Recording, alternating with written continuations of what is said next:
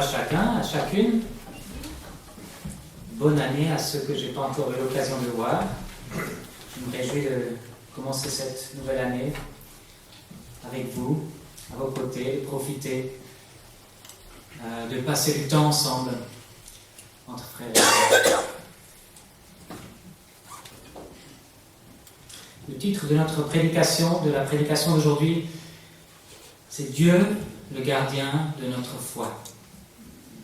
Merci. Petite histoire. Il était une fois, à l'époque de l'Empire romain, une sentinelle nommée Marcus. C'était un soldat loyal et courageux qui avait pour mission de protéger une ville d'Italie et ses habitants. Un jour, alors que la ville était attaquée par des ennemis farouches, Marcus se retrouva en charge de la sécurité de l'héritier du gouverneur, un jeune garçon de seulement 10 ans. La bataille était féroce et la ville subissait de lourds dégâts. Le bruit des épées s'entrechoquait et les cris de guerre résonnaient dans toute la ville. Les ennemis avaient lancé une attaque surprise et pris d'assaut les murailles de la ville. Malgré la bravoure et le courage des soldats romains, ils étaient en infériorité numérique et se battaient pour défendre chaque pouce de terrain. Plusieurs bâtiments avaient été incendiés et de nombreux habitants avaient été tués ou blessés. Mais Marcus resta concentré sur sa mission et ne laissa pas la panique le gagner. Il savait qu'il devait protéger l'héritier du gouverneur coûte que coûte. Malgré le chaos qui régnait dans la ville, Marcus resta vigilant et veilla sur le garçon avec soin. Il le fit sortir de la ville par une porte secrète et le conduisit à travers les collines environnantes, jusqu'à un endroit sûr où il pourrait attendre la fin de l'attaque en toute sécurité. Le garçon était terrifié et ne savait pas quoi faire. Marcus le rassura et lui promit de le protéger à tout prix. Pendant des heures, il resta debout, son épée à la main, prêt à défendre le garçon contre tout danger. Finalement, l'attaque prit fin et les ennemis furent repoussés. Le gouverneur et sa famille furent sauvés grâce à l'héroïsme et la vigilance de Marcus. En reconnaissance de sa bravoure, Marcus fut promu au rang de commandant et devint l'un des plus respectés et des plus admirés soldats de l'Empire romain. Voilà une petite histoire inventée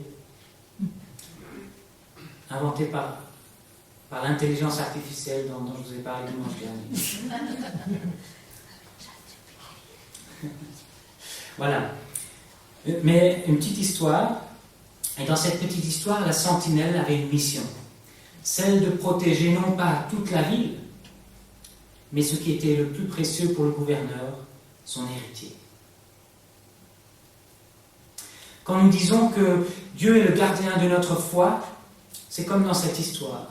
Dieu garde ce qu'il y a de plus précieux et qui nous donne accès à l'héritage céleste, notre foi.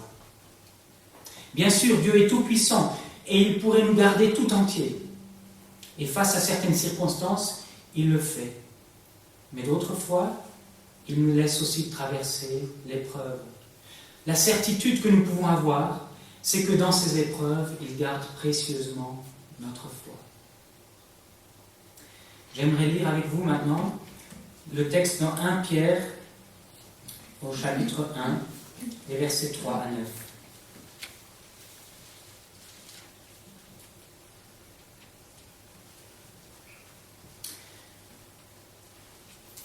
Béni soit Dieu, le Père de notre Seigneur Jésus-Christ.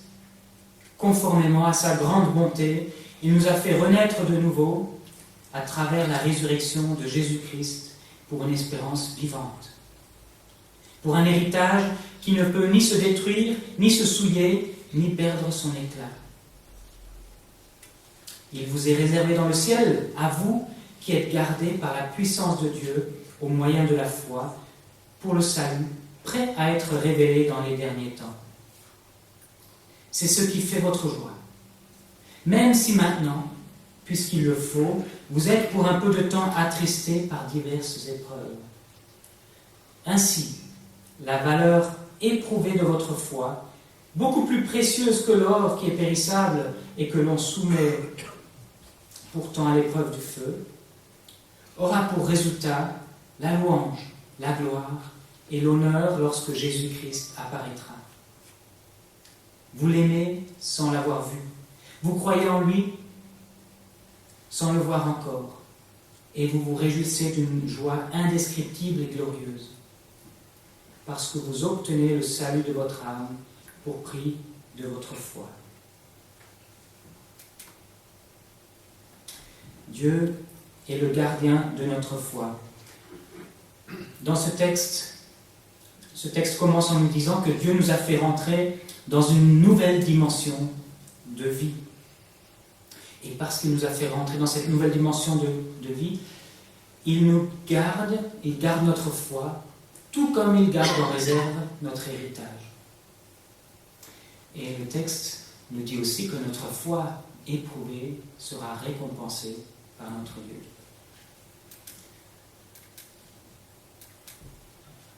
Voilà, donc il nous fait entrer dans une nouvelle dimension de vie. On va voir le verset 3. Béni soit Dieu, le Père de notre Seigneur Jésus-Christ, conformément à sa grande bonté. Il nous a fait naître de nouveau à travers la résurrection de Jésus-Christ pour une espérance vivante. Tout d'abord, il y a dans ce texte ce rappel que Dieu agit par amour pour nous. Son intention et son action envers nous est bonne parce qu'il est plein de bonté envers nous. Et puis il y a ce rappel de notre salut, de notre état depuis que nous lui appartenons, notre statut. Il nous a fait naître de nouveau. D'autres versions utilisent le terme régénérer. Il nous a régénérés, rendus tout nouveau. Alors, vous vous souvenez de ce texte dans Jean 3, où Nicodème vient vers Jésus et demande à Jésus, mais comment est-ce que c'est possible de retourner dans le ventre de sa mère? Mais c'est impossible, effectivement. Et c'est pas de ça dont Jésus parle, dont la Bible parle quand on parle de nouvelle naissance.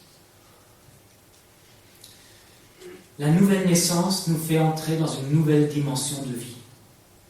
Le vocabulaire de la nouvelle naissance est tellement fort qu'on comprend qu'il y a un changement de statut, d'état dans notre vie. Il y a quelque chose de complètement nouveau qui commence. Une vie, même si nous n'avons pas l'impression que notre corps change, et ce n'est pas le corps qui change, mais c'est une vie qui est orientée d'une nouvelle manière, une vie qui est conduite par l'Esprit de Dieu, une vie avec une nouvelle identité, l'identité que nous nous forgeons en grandissant, enfant d'eux, voilà, on se situe dans telle catégorie sociale, on se définit à travers nos expériences, à travers peut-être notre métier.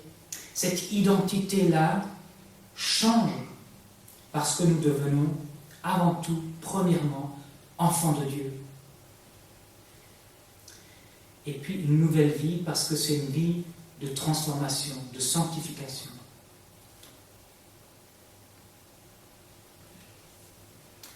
Cette nouvelle vie, nous la recevons à travers la résurrection de Jésus. Elle nous est donnée par notre identification à Jésus-Christ. Tout d'abord, nous nous identifions à Jésus-Christ dans sa mort, parce que nous sommes conscients que nous mériterions de mourir, mais que c'est Jésus qui est mort pour nous. Et donc nous acceptons que notre ancienne vie, celle qui méritait de mourir, reste en arrière, qu'elle meure. Et puis nous nous identifions à Jésus-Christ dans sa résurrection. Jésus-Christ étant le premier à avoir vaincu la mort. La mort n'a pas pu le retenir. Il est ressuscité avec un nouveau corps. Nous nous identifions à Jésus-Christ dans sa résurrection. Et c'est par cette résurrection que nous entrons dans une nouvelle dimension de vie. une nouvelle dimension de vie pour une espérance vivante. Cette vie nous donne une espérance de vie éternelle. C'est en cela que c'est une espérance vivante, c'est que c'est pour une vie éternelle. Et ici-bas, nous avons déjà les prémices de ce que nous obtiendrons après notre mort physique. Nous commençons déjà la vie éternelle. Nous entrons déjà dans cette vie éternelle dès que nous sommes nés de nouveau. Nous avons déjà les prémices de l'héritage que nous obtiendrons. Mais pour l'obtenir, il faut bien sûr que notre foi soit préservée. Parce que c'est par la foi que nous sommes sauvés. Et il peut nous arriver de nous poser la question, qu'arrive-t-il si je tombe dans ma marche avec Dieu? Est-ce que je serai capable de persévérer? Est-ce que quand ce sera difficile, dans un âge avancé, je serai capable de continuer à espérer, à vivre fidèle avec le Seigneur? Est-ce que si les épreuves devenaient trop difficiles, je serais capable de rester fidèle au Seigneur? Et c'est là où il y a dans ce texte cette affirmation centrale, importante. Il garde notre foi, tout comme il garde notre héritage. Ce texte affirme que tout comme il a réservé quelque chose pour nous au ciel, il va aussi réserver notre foi pour qu'elle arrive à la persévérance, pour que nous arrivions au ciel.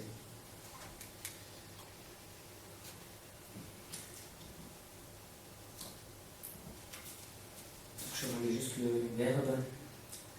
Il nous a fait naître de nouveau pour un héritage qui ne peut ni se détruire, ni se souiller, ni perdre son éclat.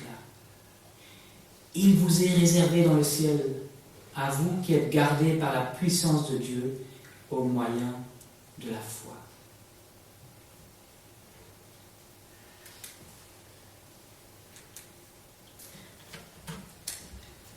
Par la puissance de Dieu.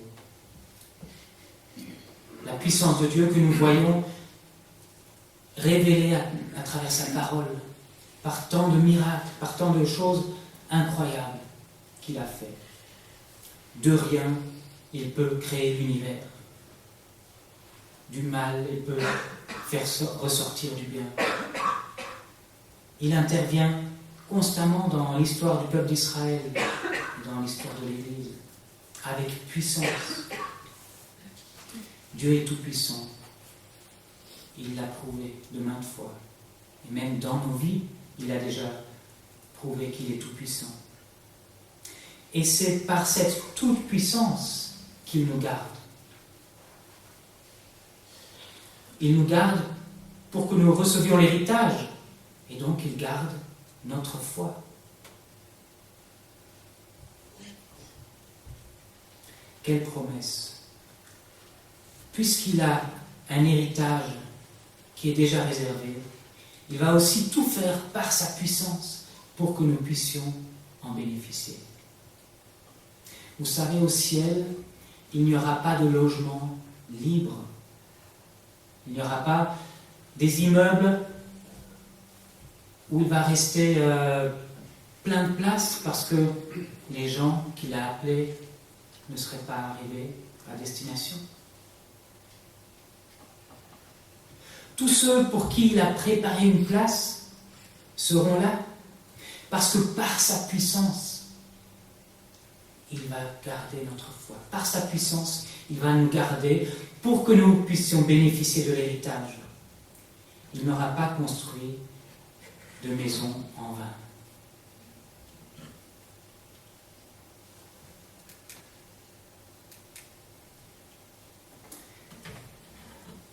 Et il va nous garder à travers toutes les circonstances de nos vies et aussi à travers les épreuves. Donc le texte dit que de savoir qu'il va nous garder pour l'héritage, C'est ce qui fait votre joie. Même si maintenant, puisqu'il le faut, vous êtes pour un peu de temps attristés par diverses épreuves. Dieu ne nous promet pas de nous épargner les épreuves de la vie. Il n'a pas promis ça. Et même, il le faut. C'est mystérieux ça. Pourquoi est-ce qu'il le faut que nous traversions les épreuves? Il y a certainement différentes réponses à cette question, mais nous n'avons pas forcément la réponse à cette question. Nous pouvons simplement savoir que si Dieu dit qu'il le faut, eh bien, ça nous suffit. Il sait, il connaît les réponses. Nous n'avons pas toujours la réponse à la question pourquoi. Pourquoi Dieu n'épargne pas? Pourquoi Dieu permet? Pourquoi? Le texte dit il le faut, c'est que c'est le plan de Dieu. Et c'est vrai que ces épreuves nous attristent. On peut être à la fois rempli de joie parce que nous sommes en Christ, parce que nous avons un héritage en Christ, et à la fois être attristé par ce que nous voyons, être attristé parce que nos frères et sœurs qui nous sont chers vivent, ou parce que nous vivons nous-mêmes. Nous avons le droit d'être tristes face aux épreuves. Et en même temps, il reste toujours cette joie, et on y reviendra tout à l'heure, une joie indescriptible.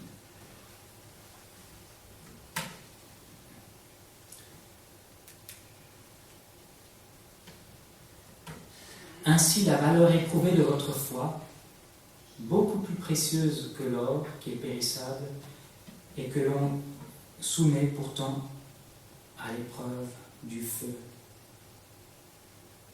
aura pour résultat la louange, la gloire et l'honneur. On lira la suite du verset tout à l'heure. Le texte dit que la valeur éprouvée de notre foi est beaucoup plus précieuse que l'or. Et d'après ce texte, l'or est périssable. Mais dites-moi en quoi l'or est périssable?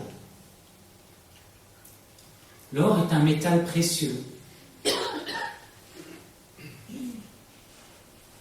C'est un métal qui ne se dégrade pas. Il ne rouille pas. En quoi est-ce que l'or est périssable? À vue humaine, l'or n'est pas périssable.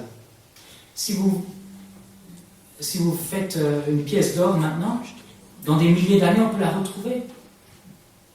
On retrouve aujourd'hui des pièces d'or qui sont en très bon état, qui datent de milliers d'années en arrière. À vue humaine, l'or n'est pas périssable. Mais vous savez quoi? Aux yeux de Dieu, l'or est périssable, comme tout l'univers. Parce qu'un jour, il va refaire tout à neuf. Mais notre foi,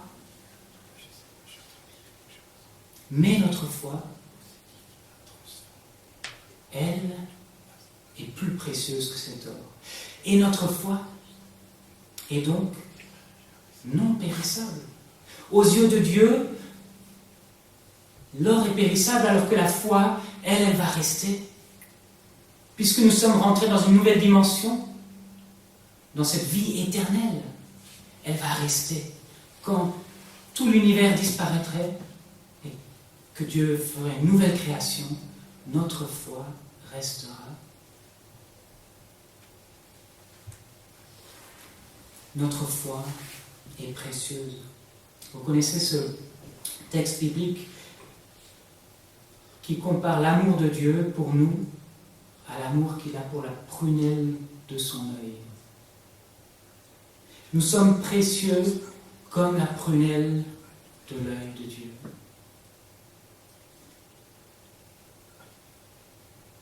Dieu était même capable d'envoyer son Fils, de mourir à notre place.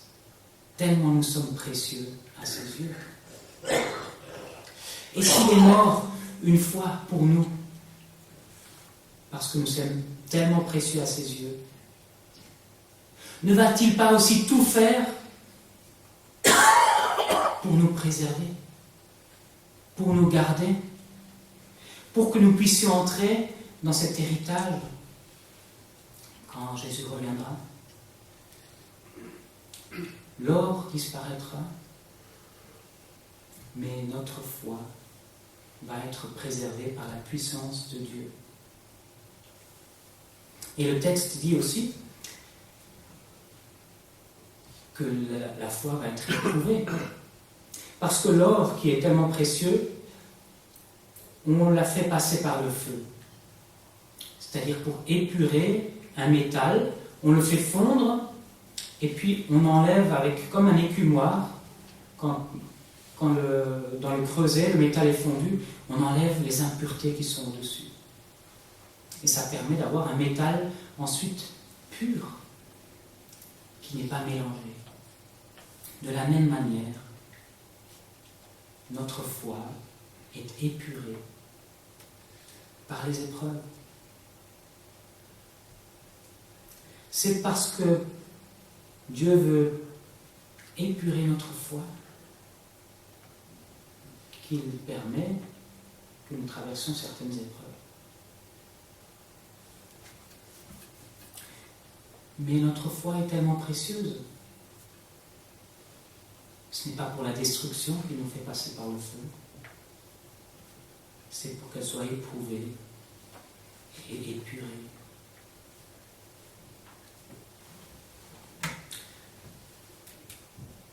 Le texte continue en nous disant que cette foi éprouvée sera aussi récompensée.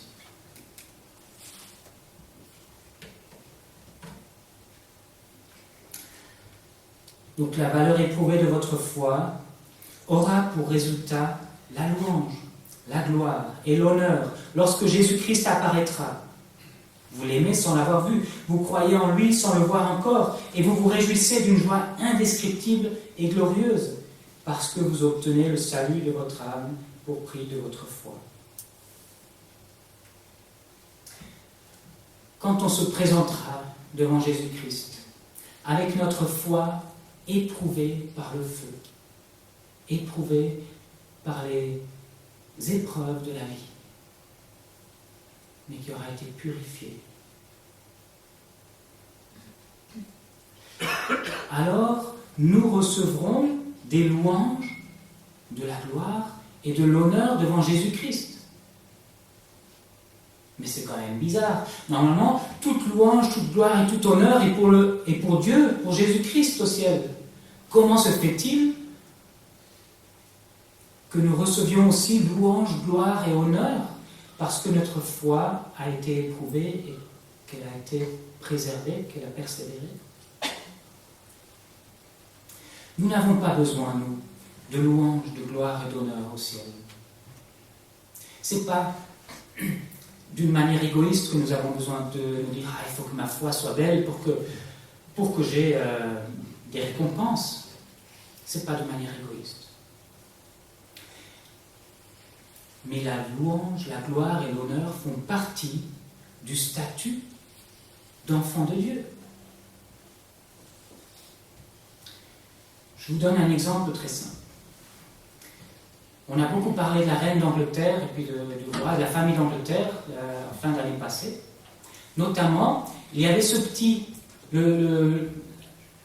c'est l'arrière-petit-fils de la reine d'Angleterre, qui avait des drôles de manières quand ils étaient en public. Ça fait rire tout le monde. Et beaucoup de gens ont dit « Ah oui, il ne se tient pas bien en public, devant tout le monde. » Alors, ça rend la famille royale un peu plus humaine, mais en même temps, ça fait partie de son statut.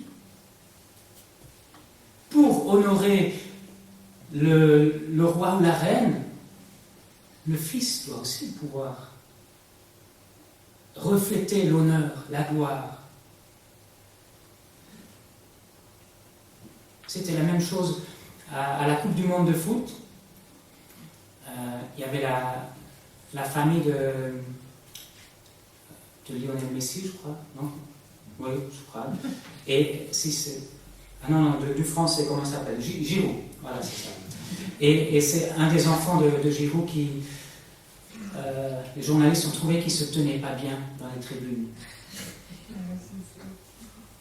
C'est dur, c'est une grande responsabilité. Et en même temps, on comprend, si le père, c'est celui que tout le monde regarde parce qu'il marque les buts, il faut que l'enfant aussi soit digne. Imaginez, on arrive au ciel et tout le monde a des beaux habits. Mais là, il y en a 2, 3, ils sont encore en guenilles, en haillons. On demandera, qu'est-ce qu'ils font là? Ils font partie de la famille de Dieu. C'est des enfants de Dieu aussi. Qu'est-ce qui s'est passé? Bien sûr, nous recevrons tous un vêtement. Mais comprenez aussi l'importance que nous soyons tous honorés, que nous recevions tous la gloire pour notre foi éprouvée. C'est important pour que Dieu soit honoré. Ce n'est pas pour notre propre plaisir que nous aurons cette gloire, cette louange et cet honneur, mais c'est pour Dieu.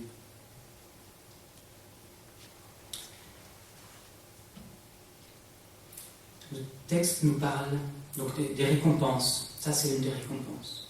L'autre récompense, elle est déjà maintenant, ici, palpable. C'est une joie indescriptible et glorieuse. Une joie indescriptible. Nous pouvons nous réjouir aujourd'hui de ce que Dieu prévoit pour nous, de ce que Dieu fait pour nous. Ça nous remplit d'une joie indescriptible. Ça veut dire qu'on n'a pas les mots pour le dire, mais ça devrait se voir, tout simplement. Ça devrait se voir, se lire à travers nos vies, cette joie d'appartenir à Christ. Et puis, le salut de notre âme. Parce que vous obtenez le salut de votre âme pour prix de votre foi. Voilà la récompense suprême, le salut. Et le salut, ce n'est pas juste un ticket pour le paradis. Le salut, c'est d'être transformé. C'est d'être rendu à l'image de ce que Dieu voulait pour nous au départ. C'est d'être devenu cette personne que Dieu voulait faire en nous créant, sans que nous soyons corrompus par le mal. Voilà le salut de notre âme.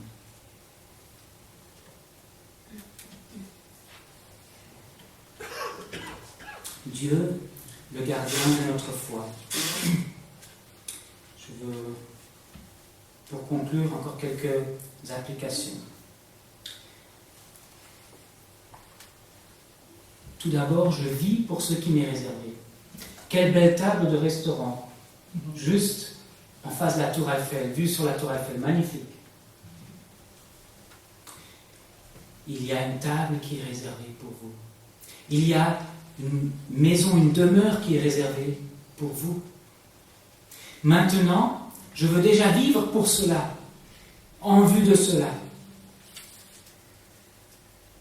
Je ne vis pas aujourd'hui pour ce que j'accomplis ici-bas, et puis on verra plus tard, quand je serai là-haut.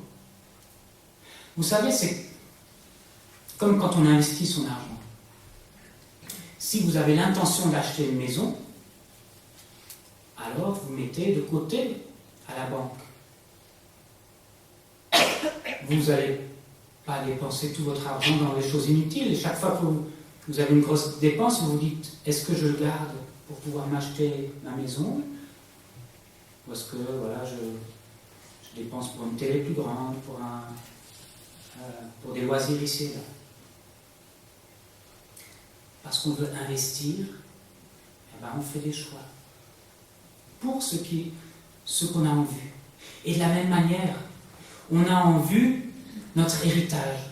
Et donc on fait des choix ici, maintenant, en vue de notre héritage. C'est comme un investissement. Notre vie ici-bas, tout ce qu'on fait est un investissement en vue de notre héritage. Et j'ai dit que nous vivons dans une nouvelle dimension. Donc, c'est pas d'un côté on vit pour le terrestre et après on vivra pour le céleste. Nous vivons déjà dans cette nouvelle dimension. Alors c'est vrai qu'il arrive qu'on fasse des mauvais choix. Mais on ne peut pas séparer ce qui est terrestre de ce qui est de notre vie avec Christ. Toute notre vie est avec Christ. Et puis il y a des choses, parce que nous faisons des mauvais choix, des choses qui sont inutiles, des choses qui ne vont pas servir à investir dans notre héritage.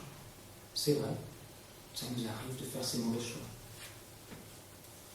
Alors nous demandons à Dieu de nous apprendre à vivre pour ce qui nous est réservé, pour l'héritage. Nous devons apprendre à faire ces bons choix au quotidien pour vivre entièrement pour lui. Je ne suis pas en train de dire qu'il faudrait être plus à l'église, plus investi dans l'église, ce genre de choses. C'est pas ça. Vivre entièrement pour Dieu, c'est au travail, c'est à la maison, c'est partout. Mais c'est d'une autre manière. Et il y a des choix à faire, notamment la gestion de notre temps. On peut utiliser beaucoup de temps pour nous-mêmes, pour nos propres loisirs, pour notre propre satisfaction, ou alors on peut utiliser notre temps pour investir dans le royaume de Dieu, que ce soit par l'aide, par la manière d'aimer notre prochain, par le témoignage, par l'investissement dans l'Église. Ce n'est qu'une des multiples manières de vivre pour le Seigneur. Le deuxième élément que je veux rappeler, c'est que dans l'épreuve, je me souviens que ma foi est impérissable, parce que Dieu la garde par sa puissance. Dans l'épreuve, parfois, on ne peut s'accrocher qu'à une chose, qu'à une parole, qu'à une promesse, parce qu'on est tellement secoué, parfois abattu. Accrochons-nous à ça. L'épreuve n'aura pas raison de ma foi, parce que Dieu est le gardien de ma foi. Ma foi est tellement précieuse pour Dieu qu'il va faire ce qu'il faut pour qu'elle soit préservée. S'il n'y a qu'une chose à laquelle s'accrocher dans l'épreuve, c'est celle-là. L'épreuve n'aura pas raison de ma foi.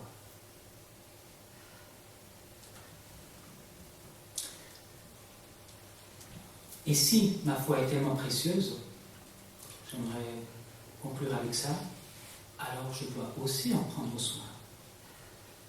Dieu la préserve, mais moi aussi j'ai une responsabilité de prendre soin de ma foi.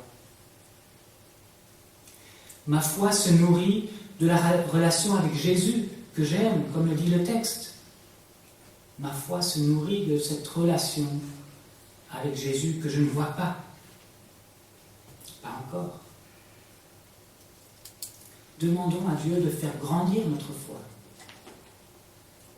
Si elle est si précieuse pour Dieu, elle devrait être tout aussi précieuse pour nous. Et nous devrions la préserver. La préserver des idées qui nous abattent, qui veulent nous en détourner.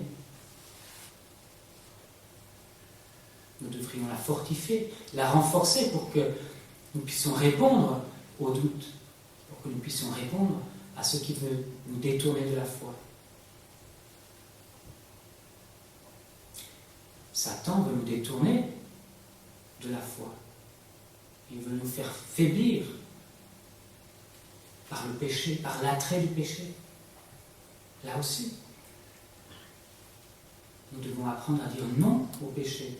Nous devons apprendre à dire non à l'attrait du péché pour que notre foi, qui est tellement précieuse, ne faiblisse pas.